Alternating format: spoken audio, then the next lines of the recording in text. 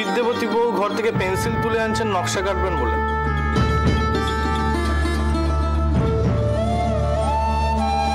কাল হয়তো দেখো আমার পড়ার খাতা নিয়ে চুল এলিয়ে পদ্য লিখতে বসেছে।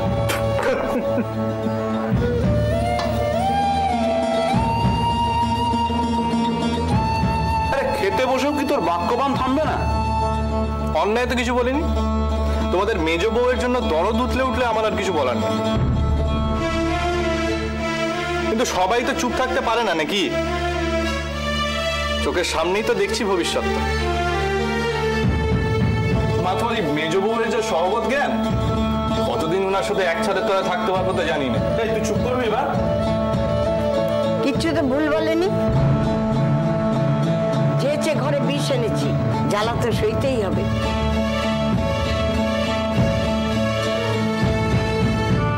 তোমার সামান্য একটা জিনিসের জন্য কেন এমন তুলকালাম করছে বলো তো? একটা পেন্সিলের জন্য তোমরা। বড়দা, তুমি যদি একটু চোখ কান খুলে ব্যাপারটা দেখো তাহলেই বুঝতে পারবে প্রশ্নটা একটা পেন্সিলের নয়, প্রশ্নটা মেজ বউয়ের ধরন ধারণের। শুনেছিলাম মা নাকি মেয়েকে স্কুলে পাঠাতেন বিদ্যাপতি বানানোর জন্য, অথচ সাধারণ সহবত শিক্ষাও তো দেখছি না।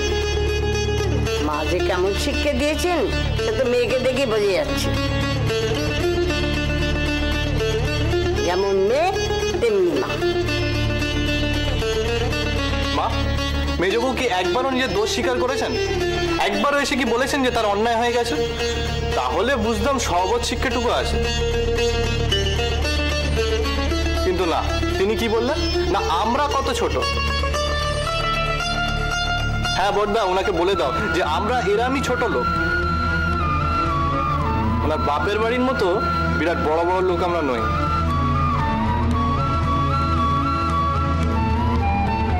মেজদা চুপ মেরে গেলে যে, কিছু বলছো না তো?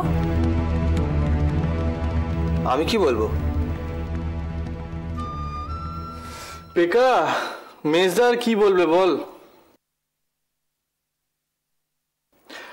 ওর তো এখন বোবা গালা হয়ে থাকা ছাড়া আর কিছু উপায় নেই।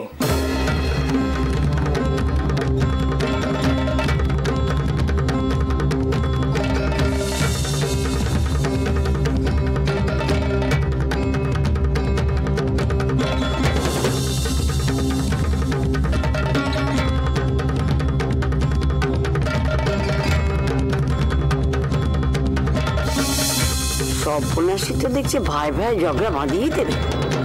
না না না না, এর একটা ভেদ করতেই হবে।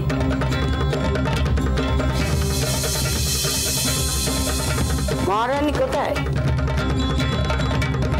ও তো মাছটা গরম করছে মা। হ্যাঁ, মাছ গরম করছে না ছাই। মহারানী গোসা হয়েছে, গোসা এখানে আসবে না। ছাড়ো না, অনেক তো হলো। কেন ছাড়বো রে? ছাড়ো না, অনেক তো হলো, কেন ছাড়বো? হ্যাঁ, ছাড়তে ছাড়তে তো এই হাল হয়েছে। লঘুগুরু জ্ঞান নেই, খালি মুখে মুখে তক্ক, খালি মুখে মুখে তক্ক। বড় দেওরের সঙ্গে কিরম ব্যবহার করতে হয়, কিভাবে কথা বলতে হয়, সে শিক্ষাটুকু নেই।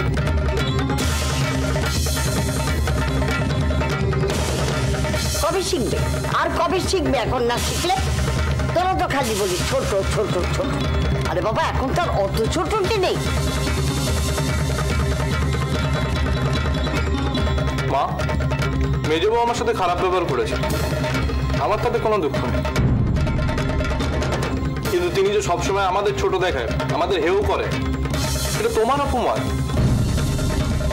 সেটা মেজদা প্রশ্রয় দিতে পারে আর বড়দা সহ্য করতে পারে, কিন্তু আমি সহ্য করবো না। আমি আমার মায়ের অপমান কোনোভাবেই সহ্য করবো না।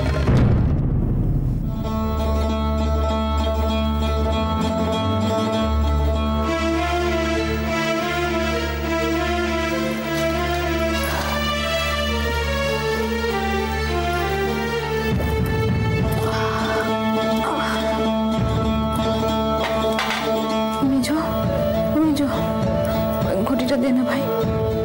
ও মেজো, এই মেজো, ঘটিটা দে। আর তুই যা মেজ ঠাকুরপুকে এটা দিয়ে আয়, তরকারিটা যা দিয়ে আয়, যা দিয়ে আয়। কে রে? যা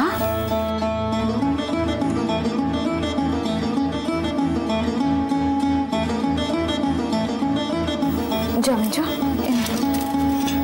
ধর দিয়া, তুমি দিয়ে এসো, একটু দিয়ে আয় মেজো, যা। সবাই মিলে লাইরি দিয়ে যা করছো, ধরাকে সরাজ্ঞান করছে। বললাম তো যাবো না, তুমি দিয়ে এসো।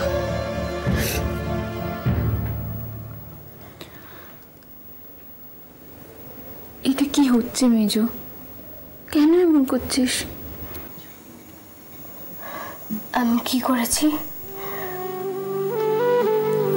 আচ্ছা তুই বল, তুই সেজ ঠাকুরপুর জিনিসে না বলে হাত দিলি কেন?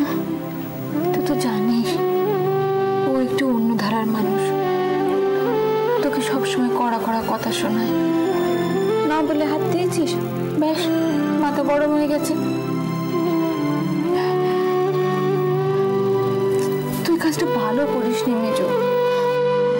এবার কি তুমিও বলবে যে আমি চুরি করেছি?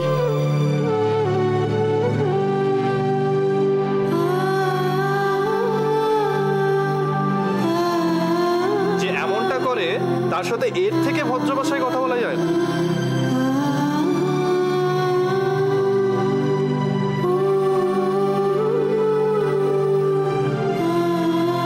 চুরি? তুই এসব কি বলছিস মেজো? ও তো তাই বলেছে, আমি চুরি করেছি, আমি তো চোর।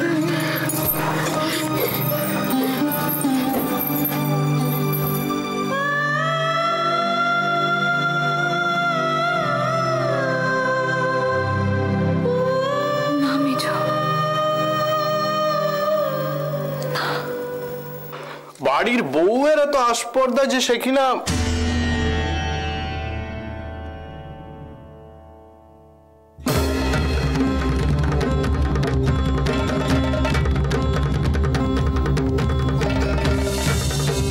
মেজো বউ, মেজো বউ, বাবা বাবা মেজদা, এরপরেও কিছু বলবে না? এরপরেও কি বোবা কালা হয়ে থাকবে? আর বড়দা, তুমিও কি এখনো মেজো বউয়ের হয়ে সালিশি করবে? এই তুই থামবি? হ্যাঁ সেই আমাকেই তো থামাবে, আমাকেই সবসময় থামতে হয়। আর মেজো বউ যে এমন হাব ভাব করছে যেন চুরিটা আমরাই করেছি, যেন আমরাই চুরিতে ধরা পড়েছি। এই চুপলি কেন? আর একটু ভাত দে। এইটুকু ভাত খেলে কি ব্যাটা ছেলে চলে? আর দরকার নেই মা, বিভা যা বললো আমার পেট ভরে গেছে। বাহ চমৎকার, তোমরা স্বামী স্ত্রী তো বেশ ভালোই খেললে খাচ্ছ। এই যে মেজো বউ এখান থেকে হন হন করে চলে গেলে মাকে অগ্রাহ্য করে, কই তখন তো কিছু বললে না? তখন তো তোমার গায়ে লাগলো না? তখন ওনাকে হিড় হিড় করে টেনে এনে তো এটা বললে না যে যেটা করছেন সেটাই অন্যায়? তার এত বড় আস্পর্ধা যে সে আমাদের মাকে অগ্রাহ্য করে। আর আমার কথায় তোমার গায়ে এত বড় বড় ফোসকা পড়লো যে ভাত ছেড়ে উঠে পড়লে। ছি মেজদা, ছি মেজদা, তোমাকে তো স্টোরি না বললেও কম বলা হয়।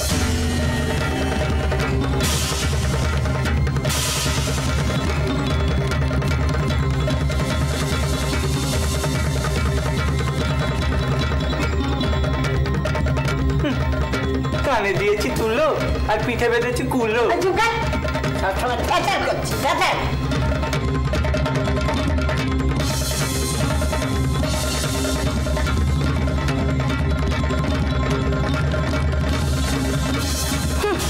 আমাকে দিমাগ দেখে হনন করে চলে গেল, আরেকজন বউয়ের দরদে ভাত ফেলে উঠে চলে গেল। সব তেজ দেখাচ্ছে আমাকে, তেজ। তোদের তেজের থোড়াই পরোয়া করি আমি? আমাকে তেজ দেখাচ্ছে। আর এমন একখানা বউ পেয়েছি না, হার মাস একবারে কালি করে দিলে না, চলে পড়ে মরছি আমি। আরে বাবা, আজকে যদি তাড়িয়ে দিই, পঞ্চলে গিয়ে দাঁড়াবি শুনি, সেই তো এখানেই তো ফিরে আসতে হবে। আর পঞ্চলে যাবি, কিন্তু কি করব, উপায় নেই। ঘর শত্রু বিভীষণ আমার ঘরে, কিছু বললেই কানে তুলে দেবে। সত্যি কপাল করে জন্মেছিল, একেবারে সোনার কপাল।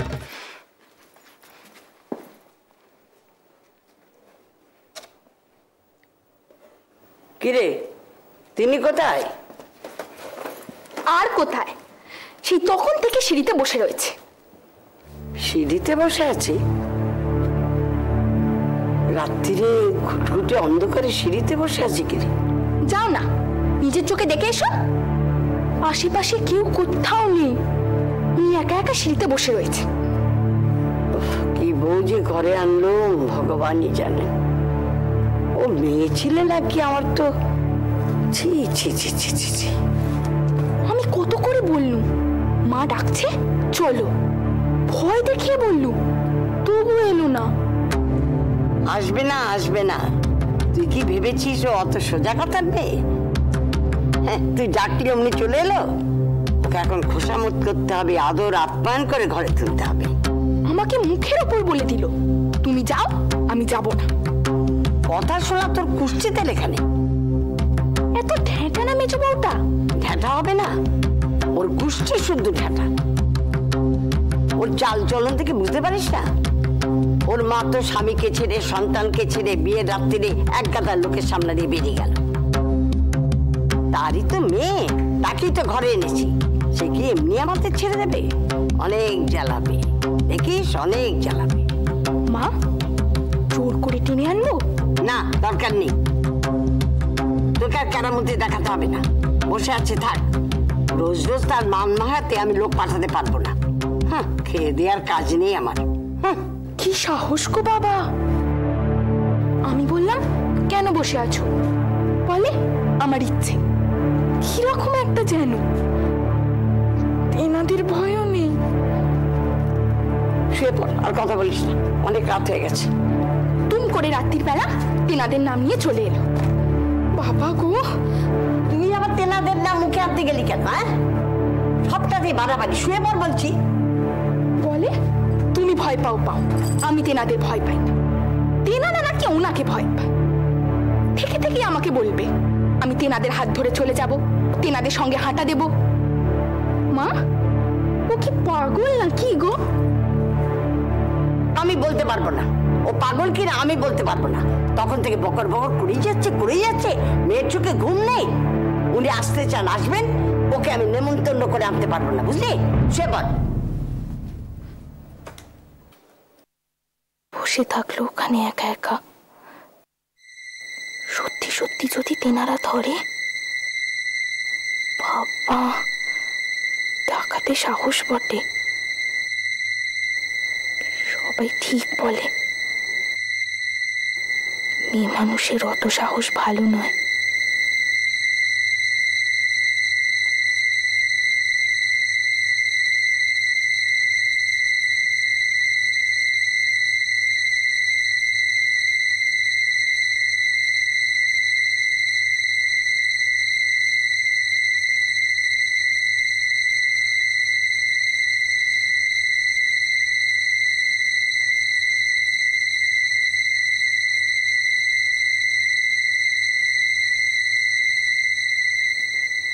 কি ব্যাপার, তুই নড়ছিস কেন? হ্যাঁ,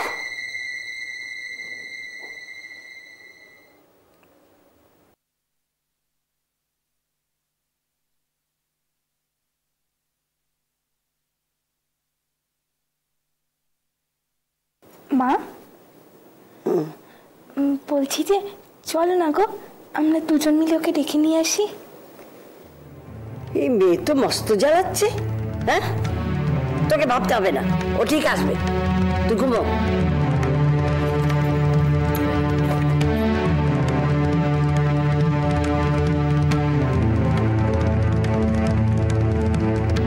কিছুই খেলো না। রাগ হলে না সবচেয়ে আগে ভাতের উপর রাগ হবে। আরে বাবা, ভাতের উপর রাগ করলে যে অমঙ্গল হয়, সে বিদ্যুটুকু যদি থাকতো। দেখি কদিন না খেয়ে পারে। মুক্ত বামনিকে তো চেনে না, এই বড় কঠিন ঠাই।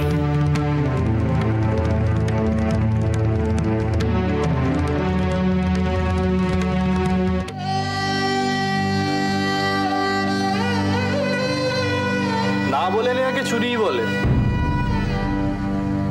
পেন্সিলটা আমার, আমার জায়গা থেকে আমার অনুমতি ছাড়া একটা জিনিস নেওয়া হয়েছে, আমি চুপ করবো না। শুনেছিলাম মা নাকি মেয়েকে স্কুলে পাঠাতেন বিদ্যাবতী বানানোর জন্য, অথচ সাধারণ সহজ শিক্ষাও তো দেখছি না। মেজবউ কি একবারও নিজের দোষ স্বীকার করেছেন? একবারও এসে কি বলেছেন যে তার অন্যায় হয়ে গেছে? তাহলে বুঝতাম সহজ শিক্ষাটুকু আছে, কিন্তু না, তিনি কি বললেন না আমরা কত ছোট। হ্যাঁ বড়দা, ওনাকে বলে দাও যে আমরা এরামই ছোট লোক, ওনার বাপের বাড়ির মতো বিরাট বড় বড় লোক আমরা নই।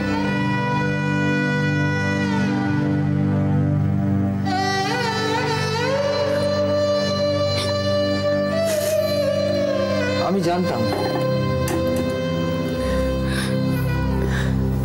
জানতাম, তুমি এখানেই থাকবে।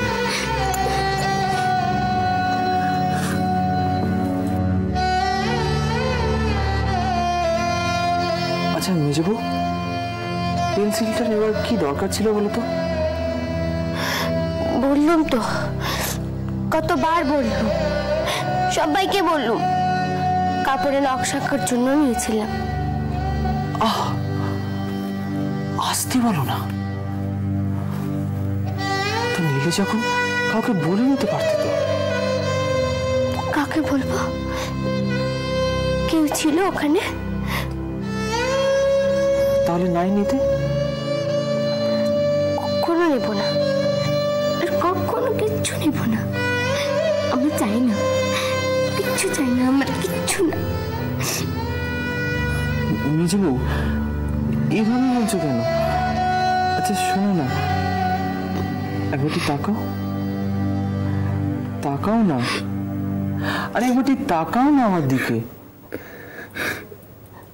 শোনো, এবার থেকে তোমার যা যা দরকার, যা যা লাগবে সব আমাকে বলবে, আমি এনে দেবো। হ্যাঁ, আমি সব এনে দেবো। এবার একটু হাসো, একটু হাসো। কেন, তুমি যখন বলেছিলে আমি তোমার জন্য লাল নীল রঙিন সুতো এনে দিয়েছিলাম তো, দিইনি? বলো।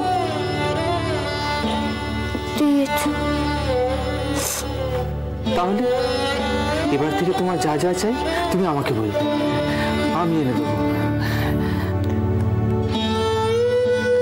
আমি যা বলবো তুমি আমাকে সব এনে দেবে?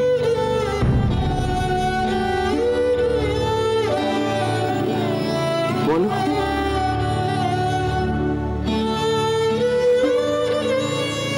বলছি